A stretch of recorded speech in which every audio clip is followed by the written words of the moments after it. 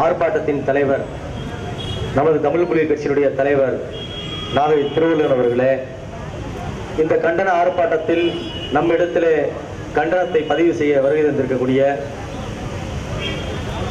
மக்கள் விடுதலை கட்சியினுடைய தலைவர், முன்னாள் சட்டமன்ற உறுப்பினர் பாசமிகு அண்ணன் சூகா முருகவேல்ராஜன் அவர்களே, அண்ணன் எவிடன்ஸ் கதிர் அவர்களே, தோழர் கௌசல்யா சங்கர் அவர்களே, தோழர் மீதா பாண்டியன் அவர்களே, தோழர் பாஸ்கரன் அவர்களே, மருதநாட்டு வேங்கையினுடைய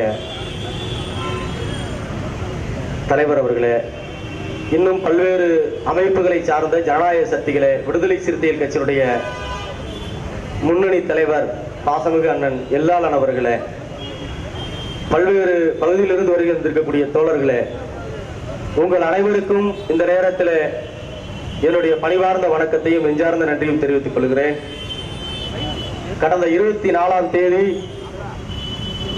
ஈவு இறக்கம் இல்லாமல் தம்பி அழகேந்திரனை கழுத்தை அறுத்து நிர்வாணப்படுத்தி 2 மணி நேரம் சித்திரவதை செய்து அவனுடைய ஆணுறுப்பிலேயே மிதித்து மிக கொடூரமாக மனித சமூகமே தலைகுனிகிற அளவுக்கு ஒரு ஈவு இரக்கமற்ற படுகொலையை இந்த சமூக விரோத கும்பல் செய்திருக்கிறது. கொலைகாரன் பெயர் போராளி பிரபாகரன். பரமக்குடியிலே 11 பேர் படுகொலை செய்யப்பட போது அந்த போராளி அங்கு வரவில்லை. தாமிரபரணியிலே 17 பேர் படுகொலை செய்த போது அந்த போராளி அங்கே வரவில்லை. இன்னும் ஒடுக்கப்பட்ட பட்டியல் சமூக மக்கள் எங்கெல்லாம் படுகொலை செய்யப்படுகிறார்களோ அங்கெல்லாம் அந்த போராளி வரவில்லை. அண்மையிலே தம்பி தீபக் ராஜா படுகொலை செய்யப்பட்டான், அப்போதும் அந்த போராளி வரவில்லை. ஏனென்று சொன்னால் அவன் போராளியே இல்லை, ஒரு போலி. அந்த குற்றவாளிகள் மீது பாலியல் குற்ற வழக்கு இருக்கிறது. 8க்கும் 9க்கும் மேற்பட்ட கொலை வழக்கு இருக்கிறது. ஏன் இந்த கொலை?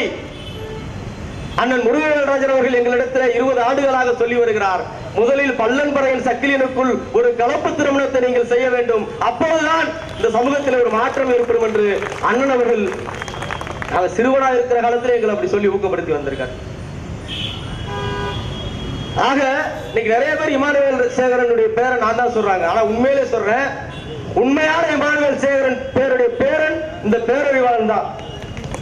எங்கே ஒரு பல்லன் பாதிக்கப்பட்டாலும், எங்கே ஒரு குறவன் பாதிக்கப்பட்டாலும், எங்கே ஒரு சரையன் பாதிக்கப்பட்டாலும், எங்கே கடைசி மனிதன் பாதிக்கப்பட்டாலும் அங்கே நாகை திருவள்ளுவனும் பேரறிவாளனும் தமிழ் புலிகளும் அங்கே களத்தில் நின்று போராடும். ஏனென்று சொன்னால் இந்த மண்ணிலே எங்களை வளர்த்த தலைவர்கள் புரட்சியாளர் அம்பேத்கர், தந்தை பெரியார், அண்ணன் எழுச்சி தமிழர் திருமாவளவன், அண்ணன் சூகா முருகவேல்ராஜன் அவர்கள் எங்களை அப்படித்தான் வளர்த்திருக்கிறார்.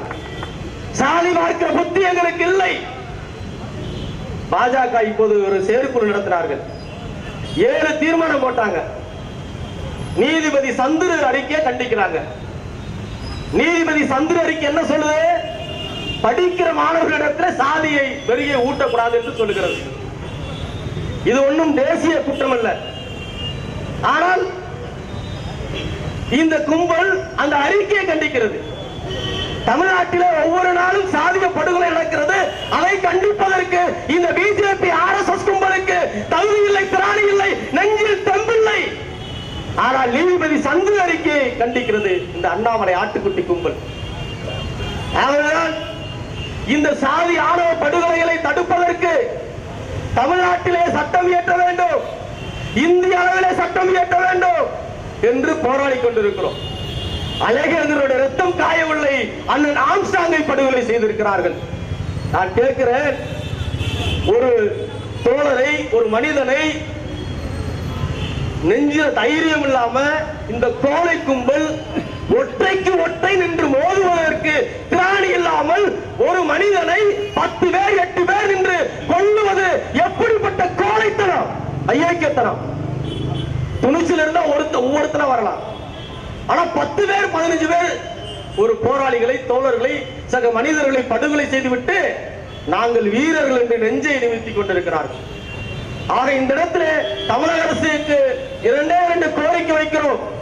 அண்ணன் ஆம்ஸ்டாங் படுகொலை வழக்கிலோ தம்பி அழகேந்திரன் படுகொலை வழக்கிலோ அந்த கொலைகார கும்பலை குண்டர் தடுப்பு சட்டத்திலே கைது செய்ய வேண்டும்.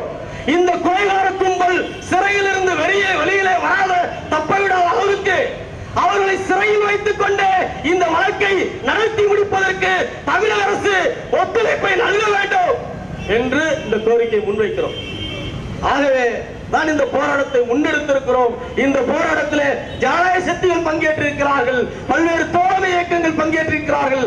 அத்தனை தோழர்களுக்கும் அத்தனை ஜனநாயக சக்திகளுக்கும் பங்கேற்ற நமது தமிழ் புலிகள் கட்சியுடைய மாநில மாவட்ட மண்டல செயலாளர்கள் அனைவருக்கும் மீண்டும் ஒருமுறை நெஞ்சார்ந்த நன்றியை சொல்லி, புலிகளின் காடுகளாய் சேரிகள் மாறும், அன்று பூர்வீக குடிகளின் புலம்பல் தீரும் தீரும் என்று சொல்லி வாய்ப்புக்கு நன்றி கூறி விடைபெறுகிறேன். நன்றி, வணக்கம் தோழர்களே.